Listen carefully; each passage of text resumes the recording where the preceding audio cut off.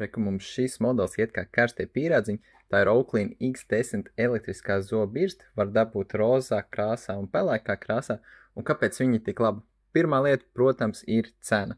Otrā lieta, šī zobu birste ir kā labs vidus moments starp lētākajām birstēm, kurām nav nekādu kruto feature, kā piemēram šāds te Oakley Flow, un starp pašām dārgākajām kā šīs te, kur ir viss iespējamais, varbūt arī tas, ko nemaz īsti nevajag.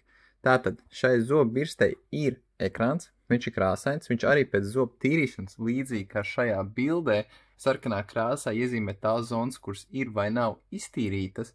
Viņai ir 5 dažādi tīrīšanas režīmi, ko starp citu regulē ar 2 pogām. Augšējā poga maina režīmus, apakšējā poga manuāli maina intensitāti katram no šīm režīmiem.